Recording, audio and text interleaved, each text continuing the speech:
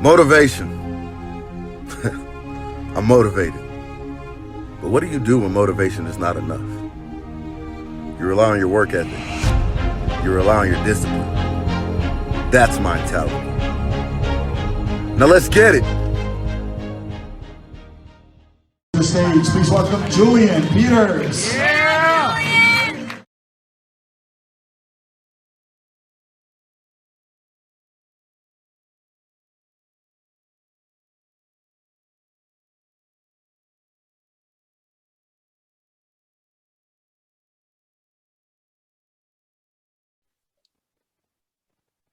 What's going on, everybody? This is Julian back with My Mentality Podcast. For those watching, welcome back to my beautiful face. For those listening, welcome back to my voice. Today, I have a special guest that is kicking off our special edition, I would guess you would say, episode, Mr. Jacob Hardesty. How's it going, man? I'm doing good. Hope you're doing good. I'm doing okay. So for those that don't know, me and Jacob went to college together. He saw me when I was a bit of a wild individual. Calmed down a little bit since then.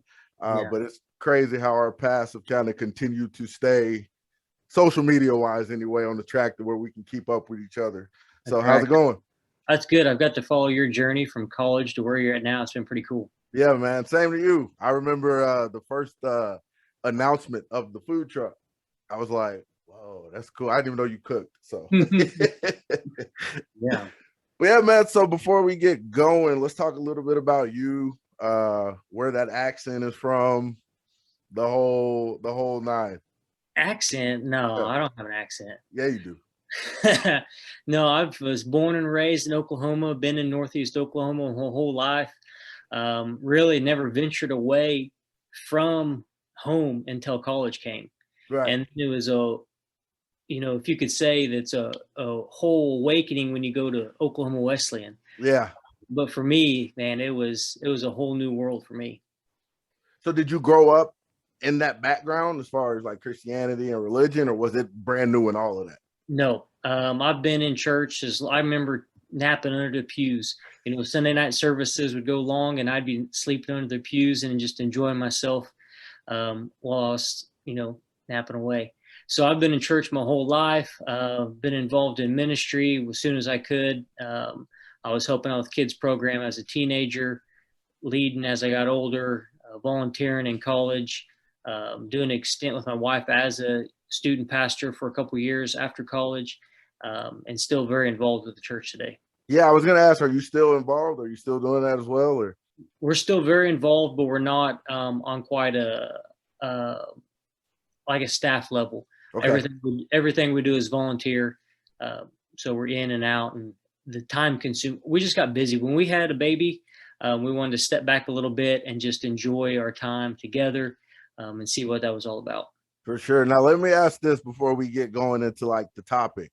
What got you into the food truck business? I'm very interested to know this. I don't really know. I've never thought myself as an entrepreneur, but as I get older, it's thinking back as long as I could. There's always been ideas for different businesses, whether it's raking leaves and mowing yards, or like now slinging weenies on the food truck. But I told my wife, I said, hey, I got this idea. It was around for a year or two. And I said, I really got this idea. I want to roll with it. And she said, you know what? If you want to do it and you'll give me 100%, I'll back you 100%. So we started with a $5,000 investment, and it's exploded from there. And you built the food truck yourself, basically, right? The one we're in now, yeah, we built it. Me and a couple friends from church, my dad. We sat down one winter, and a guy out in California has kind of mentored me. He helped me with the plans, and we just went at it. It's amazing what you do. Yeah. Yeah, that's awesome. So, and this is just all hot dogs, right? So just different types of hot dogs, different variations. We got about 10 different hot dogs that we focus on. Occasionally we got a whole secret menu list of items, but where we set up, it's hot and fast. And so we just get them out as fast as we can and try and keep a quality product while we're doing that. Very cool. And that's all year? Really, it's seasonal for us. It's March to the end of October, just because we're very protective of our time. We only do it on weekends, Friday nights. We're not set up full time. we only do about 15, 20 events a year. And so we do really well for those events, but we're busy everything else. You know, I'm farming full time with my dad and being involved with the church and then the food truck, and as well as trying to have family time. It keeps us very busy. Yeah, I saw your post on Facebook about the beef. I was like, oh man, I wish that's one of my dreams is to be able to like know my butcher, know who's raising the meat, know exactly what's going into it. Like I know it's better for you. I know it tastes better. That's one of my dreams. Yeah. Yeah, we tried it a couple years ago when it was going smooth, but then when COVID happened, everybody was stocking up. It really propelled us forward. And Lisa handles a lot of the social media and marketing. You know, I put a few posts out there, but like today, she took the time and did a little bit on social media, and I kept getting notifications about how your page is reaching more people, and you're getting all these notifications, and it's growing. Congratulations, whatnot. So when you put the two together, it's just amazing what happens. Right, yeah, for sure. And it's a blessed couple behind it on top of that. So you got nothing but blessings coming there, man. So getting into what we're here for, the actual topic, interracial marriage. And it's very interesting that you're on here. And we've already had this discussion because when I first came up with this topic, my only thought process was black and white. Black guy, white girl, or black girl, white guy. Never in my mind did I think it would be like when you message me and I'm like, oh my God, like I'm so pigeonholed in my thought process that I didn't even like, and I'm black. Like that's what makes it even funnier. I'm a minority. Yeah. And I still was thinking in this like trap. So I appreciate you for messaging me. And it's just funny that we both were kind of like, yeah, that's interracial. Yeah. So, what is your ethnicity? This is for people that are listening. Obviously, people that are watching might be like, why would you ask that? And then your wife's. Yeah. So, I'm red-blooded Oklahoma. I'm white, Caucasian. Like I said earlier, I'm very rural area. The closest town to me is 5,000 people. And a little background, I would say 99%. Well, not 99, probably 95% white, small percentage of Hispanic, small percentage of Black, various other races. So the majority of my life has been a white culture. Liza, she's born and halfway raised in Guatemala. She moved here when she was early teens, moved to Miami, Florida, and then relocated to Tulsa before I met her. Awesome. So she grew up in a third world country before moving to the States. Right. So, okay, let's take this all the way back to day one. Day one. When you first meet her, this beautiful woman walks up to you, or you mess, whatever it has. Was there any reservation? You know, it's 2020 now. We messaged Sky. I don't know what happened. So, was there any reservation on your part to approach her in that way due to that? Well, I was going after a friend. No, one of my buddies set me and her friend up on a blind date, and you know, I brought a friend along and she brought a friend along, and Lisa happened to be that friend. And there's no reservations because there was no pressure. We just started out as being friends, and it was strictly a friend relationship. I guess the word's platonic, like there was nothing there. We was texting back and forth. I was trying to get tips and tricks on how to win her friend over. And she was just like, you know what? I think you're a great guy. I don't want to see you get hurt. Here's all my cards. You know, here's where she's at. Here's where you're at. You guys are on the same page. And I was like, okay, cool. Like, thanks for the heads up. And we just kept talking and just building that friendship. And really what happened is she messaged me and said, hey, I have a friend coming over. He's going to talk to my parents about dating me. So out of respect to him, I'm not gonna be able to talk to you anymore. And that's when it hit me. Like, give me one shot. Like, I've been putting it off long enough. Give me a chance. Let me come up to Tulsa, hang out, whatever we need to do. And I think it took me 3 times before I actually got it right, to where, you know, she kept giving me a chance after chance after chance, you know. Right. She'll probably tell you her version of the story. And there's nothing that says we should be together with how I treated her the first few times we went on dates. I just dropped the ball completely. Okay. Yeah. So it says a lot already about her character, the fact that she was willing to message you and tell you that. Yeah. Because most people either would have tried to play the fence or would have just ghosted you. It'd be like, Mhm. what happened? So that's awesome there. So you guys start dating, and it's getting serious now. I'm assuming. Where did you feel like, as far as the outside, not you two, but the outside looking at you two, was there any type of tension? Have you ever felt that? Have you walked anywhere and seen people kind of stare? Like, is that something that you've ever seen or went through? You know, just a little bit. People knew she was Hispanic, and so when I would say she's from Guatemala, then instantly like a light would come on, and then she was like a gem, like just different. Mm-hmm. But there's racism around here is usually towards Mexicans. We have different industries that draw in a lot of foreigners, bring in and legal and illegal, and so there's racism towards Mexicans, and so I was worried about that with her being Hispanic. I was wondering how she'd be accepted into this area, but people knowing she's from Guatemala, it's like it's not even related. It's interesting how people will take that. Yeah, like it's not. I guess she's different because she's from a different country. Right, right, yeah. Right.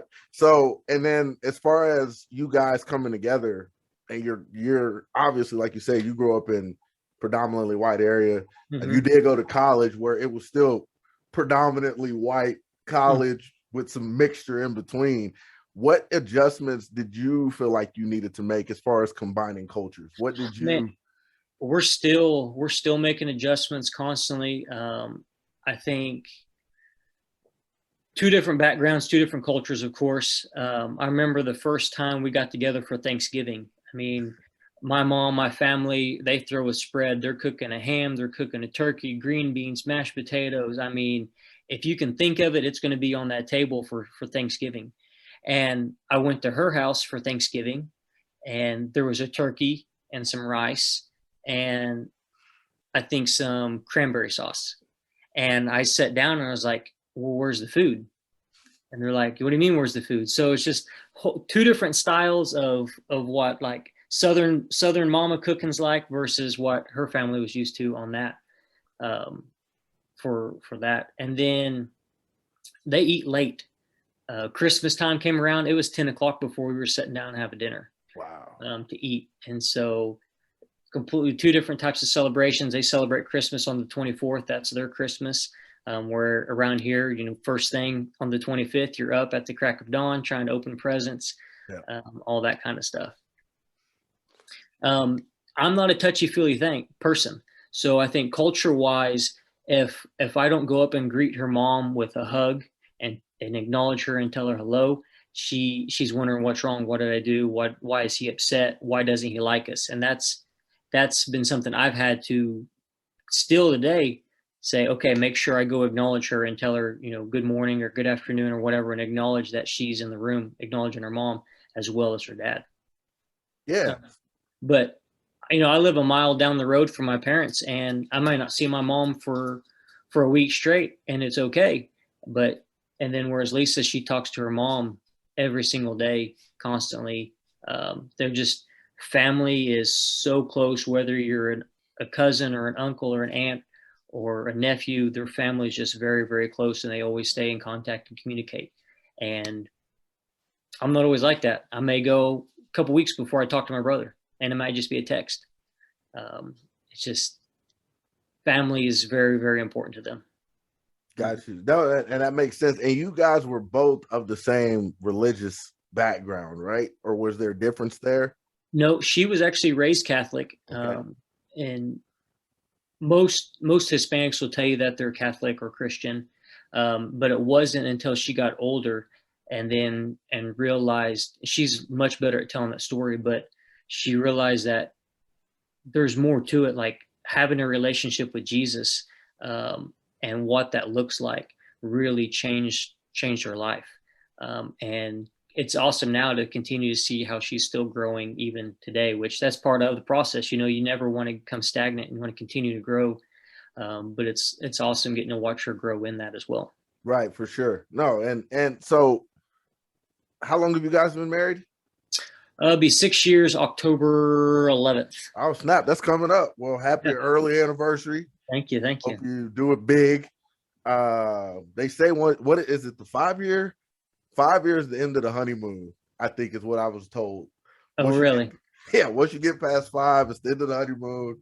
Past 10, you're good to go. That's what I was.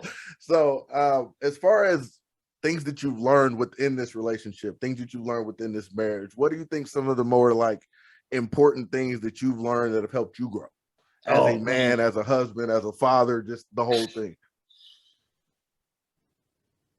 It's ongoing. I mean, I think the thing I lack in the most is communication. Just like prepping for this, you and I's been talking and things like that, and I haven't always relayed the stuff to her. What I'm doing, farming, we try and you start at a certain time and end at a certain time.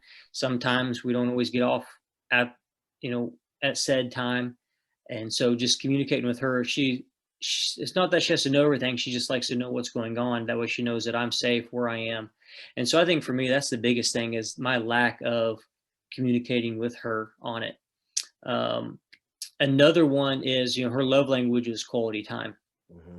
And so on weeks that we got a lot going on and we don't get to spend time together, it's almost draining. It's like her fuel tank is getting low. Mm-hmm. And so we got to spend time together, sit on the couch, scratch your head, just be together to fill that fuel tank back up. Yeah, it's amazing that I knew about the love languages. Mm-hmm. And I think nowadays a lot of people do, mm-hmm. but I didn't realize how important they were in that aspect until I got married. And like you said, you don't realize that by not doing that, you're actually draining them. Mm-hmm. Like I did not understand that until I got married, and it's like hers was words of affirmation. Well, I'm not good at that. Again, mm-hmm. with the communication, like you said, that's something I think all men struggle with that for the most part. But I wasn't good at that. So it was hard to, it's like if she cleaned the kitchen, because mine is gifts and acts of service. Mm-hmm. So to her, cleaning the kitchen wasn't just cleaning the kitchen. She knows that that's something when I come home that I would really be thankful for. Well, if I'm not like, oh my God, thank you, like the kitchen looks great, then she's put her effort in to meet my love language, and I just kind of nonchalantly went about my business, right. And that's just hurting her. And I did not realize that for the longest until I started seeing it even on my end. It's like gifts. To me, that's like going to the store and getting a Powerade. Hey, I was thinking about you, saw this, is your favorite flavor. Here, that'll make my day. Like, oh my God. So when that started to stop, I'm like, is something wrong? Like, did I do something wrong? So yeah, it's crazy that you said that because it's so true. Yeah. So do you feel like society, and we've kind of addressed this, but has affected your marriage in any way?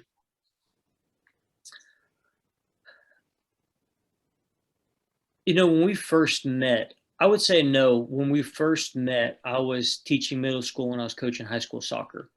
And so the team was small when I first took it over. So I went out and I was recruiting everybody I could, convincing them, hey, I know you play basketball, but you're an athlete. Come play soccer when you're done. You play football, stay in shape before spring ball gets here. Come play soccer. Yep. I didn't try and recruit from sports that were competing in the spring, but I went after kids that, if you were athletic, come on, I can't teach you to be athletic, but I can teach you soccer. Yeah. And so we had kids from all sorts of races.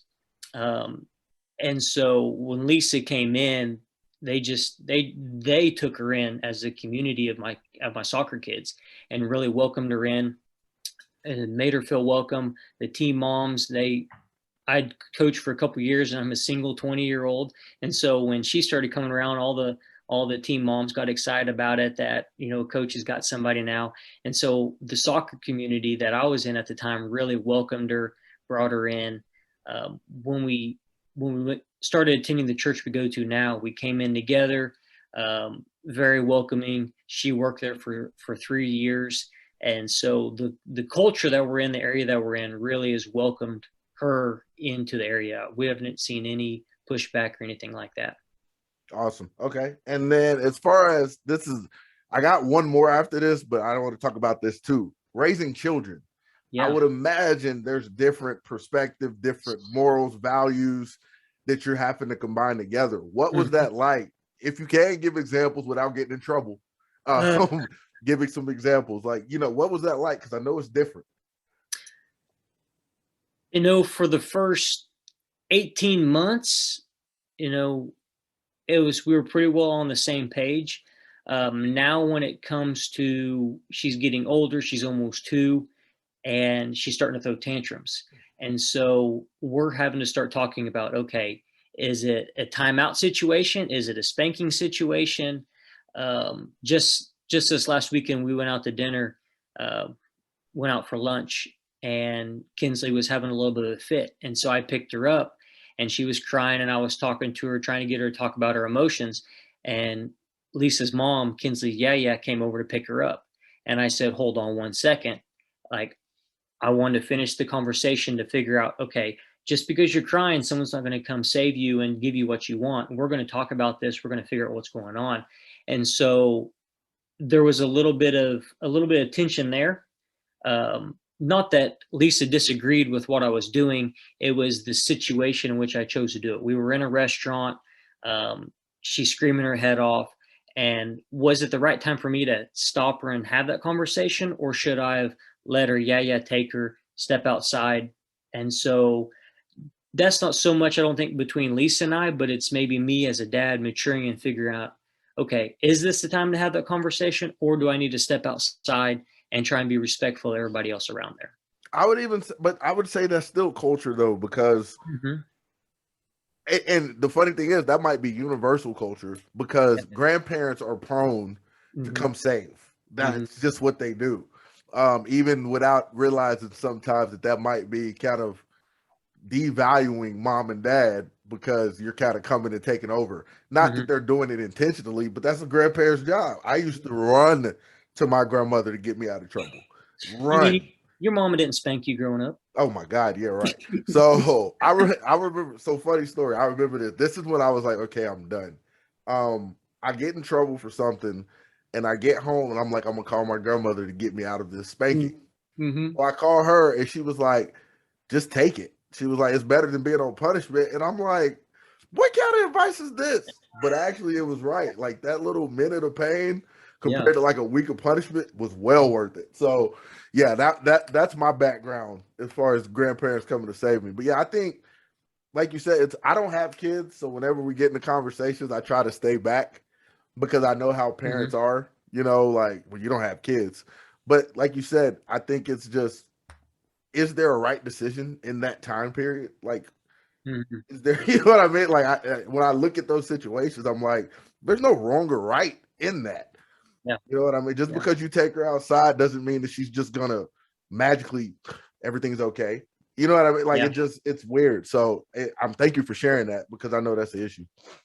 Yeah, what we did talk about was consistency. You know, I can't pick her up and swat her rear this time and then put her, take her outside and have a long talk with her. Like, just trying to stay consistent with her, because she's almost 2. She can't comprehend that. She don't know what's going on. Right. So I was curious. One of the questions you asked, when you got married, you were living in Kansas City, right? So we were in Oklahoma, and then we moved to Kansas City. Okay. Yeah. So did you notice when you were in Oklahoma then versus when you were in Kansas City, as far as like how you guys were accepted when you were out at a restaurant or around friends or things like that? Did you notice a change when you left Oklahoma? Surprisingly, no. Yeah. Good or bad? Bad. Bad. But not like in a sense of it was worse. There just wasn't much difference. There's parts of Kansas City that are going to be more predominantly Black. So they're a little bit more accepting, but even that community isn't as accepting as everybody thinks. So Oklahoma is Oklahoma. Like, we know Oklahoma for what it is. I was born and raised there. Oklahoma's Oklahoma. Missouri was a little bit better, but you still get it's weird because you get conditioned to it.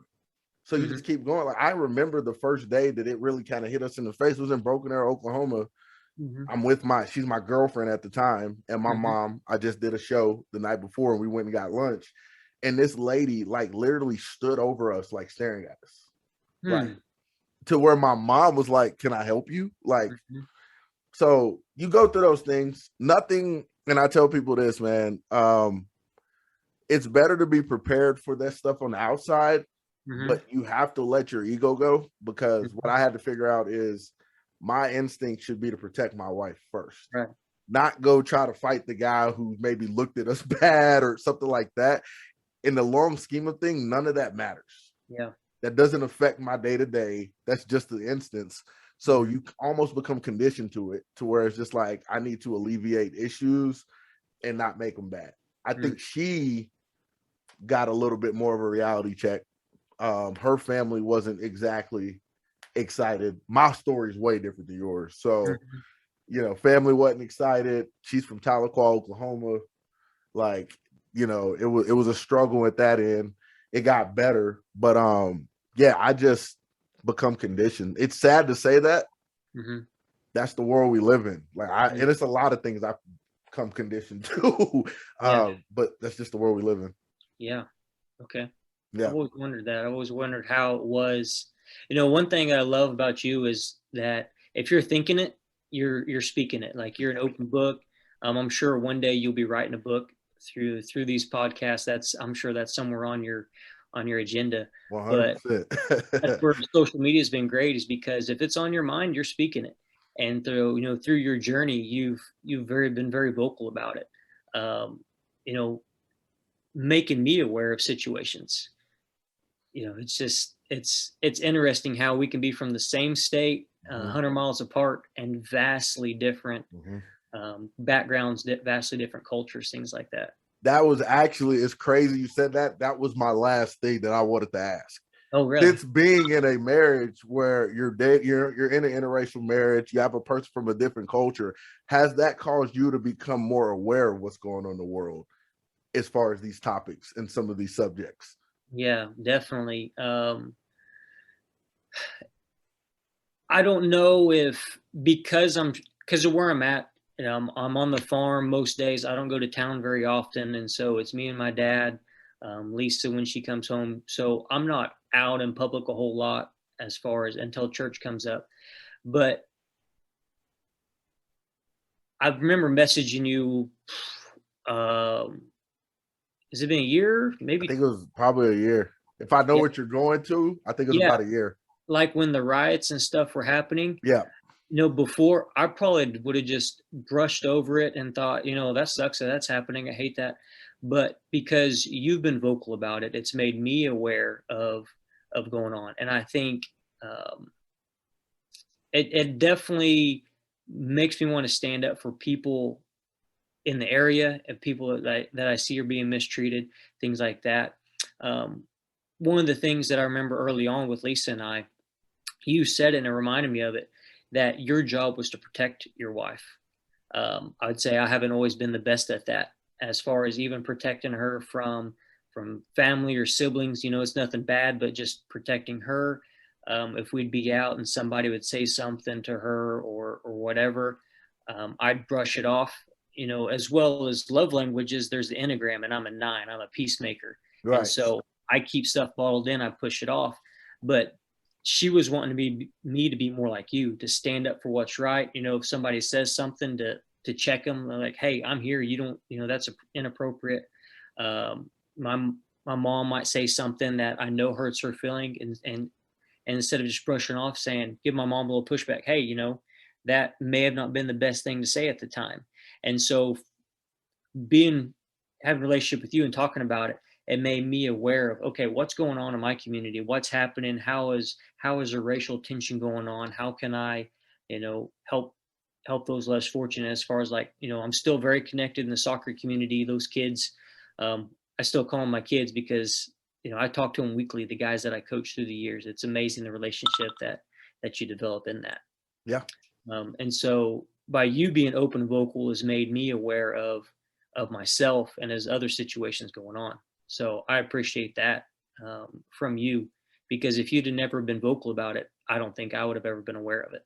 Wow. Well, I definitely appreciate you saying that. That makes me, I tell people all the time, like, even with the podcast, it's about impact. But you don't always know that you're impacting. Like, you don't know that. It's certain episodes where I'll get a random person that'll message me like, yo, that was a great story. Like, I really needed to hear that. Not even my story, it's somebody else's, but it's just like, okay, that means I'm doing right. You know what I mean? It's a good keep going. So I appreciate you sharing that. Seriously. Yeah, you're doing great at facilitating conversation. Yeah, that's all we're trying to do. Yeah, and I'll be scrolling through your post and your comments, and I don't agree with everything, but we're not the same person. So, and I just laugh at it because you can get a little snarky sometimes, and I'm just like, I can't help but laugh. I'm trying to get better. Yeah. My mom keeps talking to me daily, man. I'm trying to be a little bit more nicer with the way I deliver things. There's no need to be that way, which is something I'm learning. And I will say this isn't even a culture thing. I'm not married anymore, obviously, but that's something I learned in marriage as well. You can deliver things better. It's okay to be softer in certain situations. And I've just always grown up a defensive and aggressive person. Yeah. That's just how I was not raised. That's just how I grew up. I didn't have a dad around. So I was always kind of angry. Like, I'll be honest. I was always kind of angry at I didn't get the chances that everybody else did and all that. So yeah, I definitely am going to try to keep toning it down on the calling people stupid and doing all that stuff. So do you think eventually, and you can pass on this, but do you think you'll eventually tell your story about the divorce and everything? Just through your relationship, through the divorce, your side of it? It'd be cool if you guys, I don't know what your relationship's like, but if she'd come in and sit in on it and talk, and no, not happening. It would be a cold day in hell. Excuse my language. Yeah. For that happened. But I will definitely at some point speak about what happened. It's not even a situation of I'm embarrassed at what happened or anything like that. It is a situation where I need to know that I'm 100% through the process and that I'm telling my story for the right reason. Right. Not to get revenge, not to be mean, because if it has a malicious intent, I don't think it impacts. Right. So until I fully get to that point, I won't do it. But I am most definitely either going to talk about it or write a book about it, like you said, because it's worth it in either way. Well, like you said, impact, just you sharing your story might impact someone else or another couple or a relationship that's happening. But plus you're very open. So I figured that one day down the road, you would share your journey and your story and because it's brought you to who you are today. Right. So for sure, that definitely gonna happen, man. I'm glad you asked that. And I know there's more people wondering and thinking that. So yeah, I definitely will. But man, I don't want to hold you too much longer because I know you got daddy duties. We hit what we needed to hit. Anything else you got to say before we close it out? No, man, I appreciate it. I was excited. Like you said, whenever you posted it on Facebook, I was scrolling through and I'm like, wait a minute, we are an interracial couple, and I never even thought about it. Like you said, black and white, white and black, whatever. And you never thought about, there's other races in the world. Yeah, right. Yeah. 100%. So just to let everybody know that's listening or watching, there's going to be a part 2. He mentioned a couple of times I will be interviewing his wife, Ms. Liza. We'll be talking about the same situation. We're just going to get her perspective. I wanted to split them apart so there's no looking over the shoulder, trying to make sure everything is okay.